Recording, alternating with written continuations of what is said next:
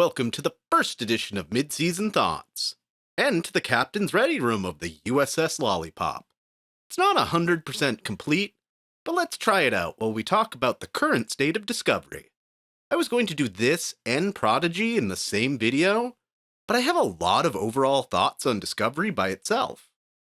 First off, I started doing the like and dislike bits of initial thoughts in the second episode of Discovery, so for the sake of numbers, I'll quickly touch on the likes and dislikes of the first episode. Right up front, a dislike for the new uniforms. The little extra flap looks ridiculous, and honestly, only Burnham and Reese look good in them.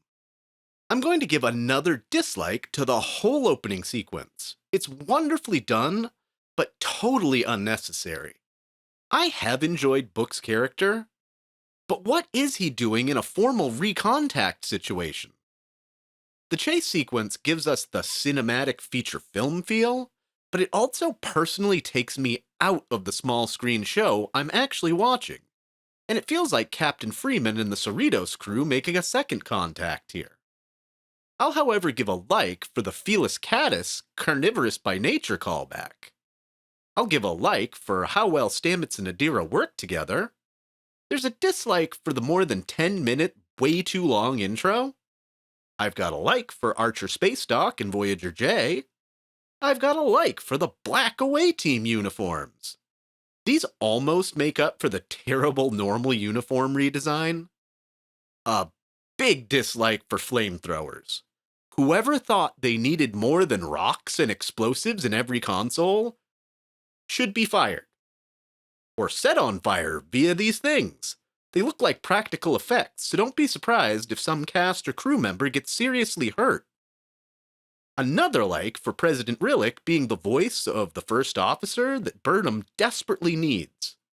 I'm going to give a dislike for the destruction of Quajon, for reasons I'll get into during the mid-season thoughts. I've got a dislike for the overall pacing of this one also. Some shots are so quick, with many camera angles lasting less than a second. It's very jarring. Meanwhile, we have time to poorly do a montage of spinning. And one final like for President Relic. The actress is amazing. I loved her in Man in the High Castle, and she may just be my favorite character of the show this season, including all the main cast. With that, Discovery stands at a highly Star Trek appropriate 47 likes and 34 dislikes by me in this half season. I have generally enjoyed the first 3 seasons of Discovery, even if I've mostly hated the endings of every season. I haven't been one of the detractors that hate the show or say it isn't Star Trek, but the general consensus of internet consciousness seems to believe that this is the worst season of Discovery yet. And I have to agree. So far, anyway. Discovery in general has been mediocre in early episodes and then usually peaks 1 to 2 episodes before the finale.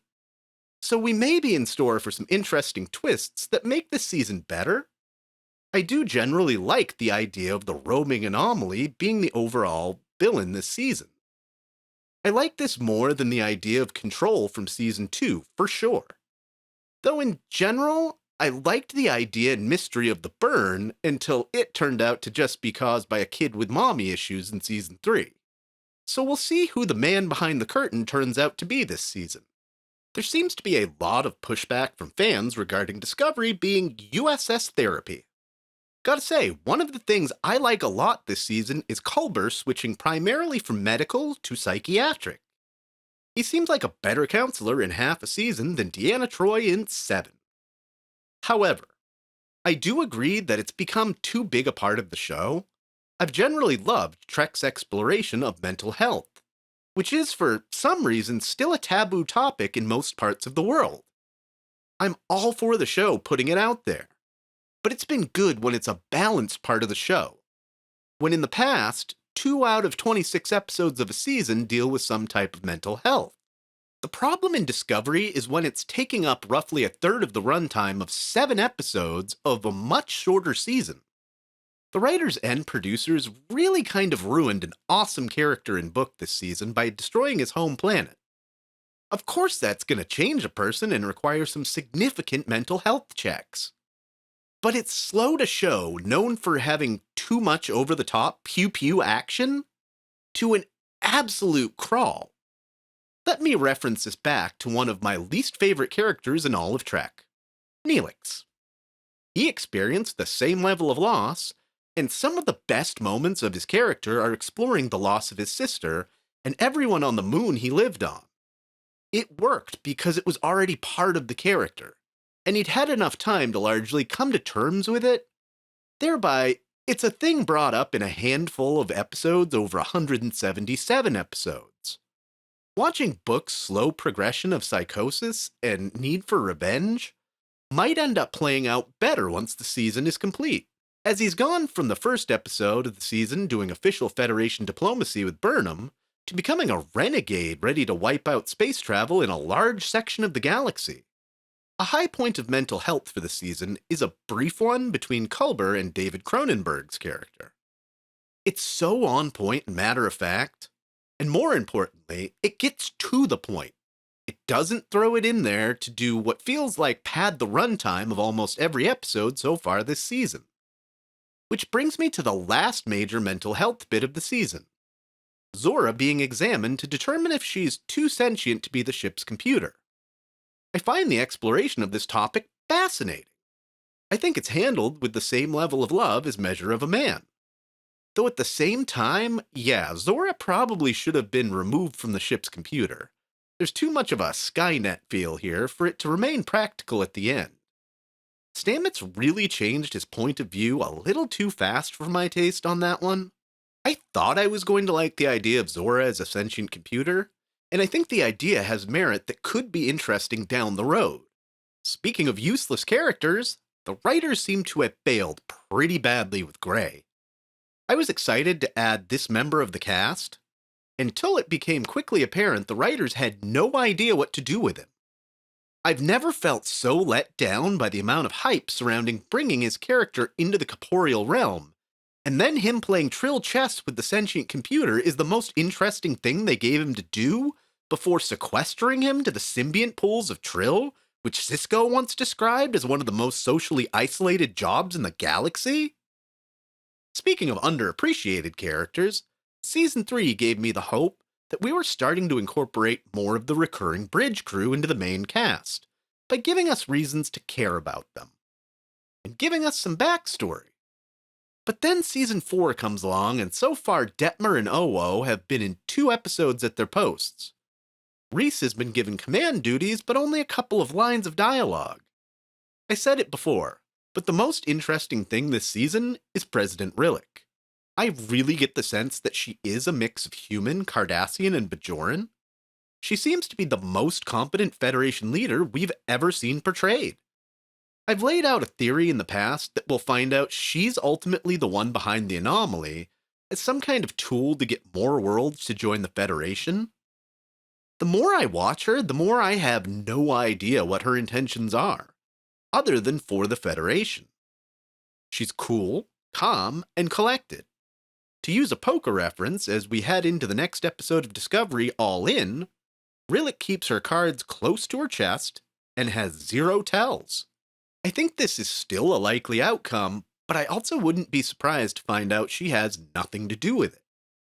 Whichever becomes true, what I see by the end of the season are 2 major things. Firstly, Relic has been really interested in Burnham.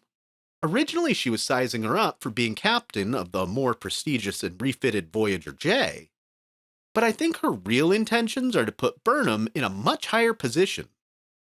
Either as a top aide put on a fast track to eventually being Federation president, or what I find more likely to be Relic's replacement when she gets discovered.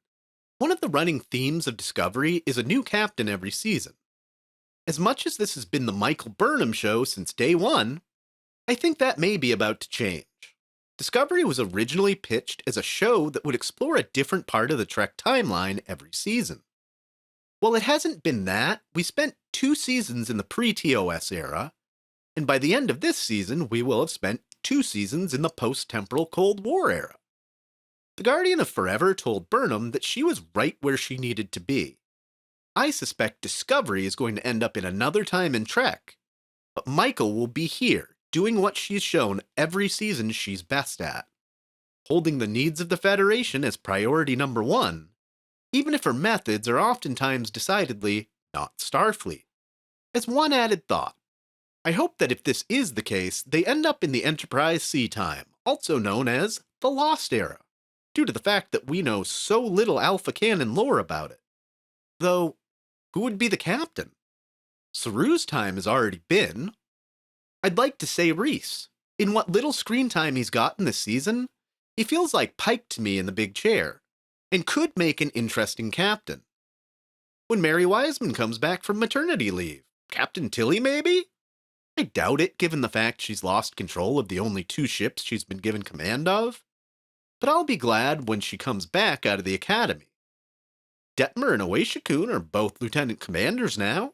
Maybe one of them. As much as I'd like to see these characters come out of the background and get proper character development, I think it is their lack of development that would keep them from sitting in the big chair. Honestly, I want to watch Captain Jet Reno, but given Tig always has limited filming days each year, I doubt it. Maybe Zora is being set up to be the captain. This could actually be an interesting angle. Who would have better response times dealing with a starship than the sentient computer that controls it? They did give it an enlisted officer's rank, which normally would not have a promotion path to captain, but anything's possible. There's also the possibility we go completely outside the box. Let's take this thought exercise one step further. If we did go to the Lost Era, we've already had one captain of the Enterprise take command of Discovery, maybe Captain Garrett of the ill-fated Enterprise C? Or, if we end up in the post-Voyager era around the time of Picard, in a comedic twist, Harry Kim becomes captain. I know it's a long shot, but I'm pulling for you to get that hollow pip you deserve and then some, Mr. Kim.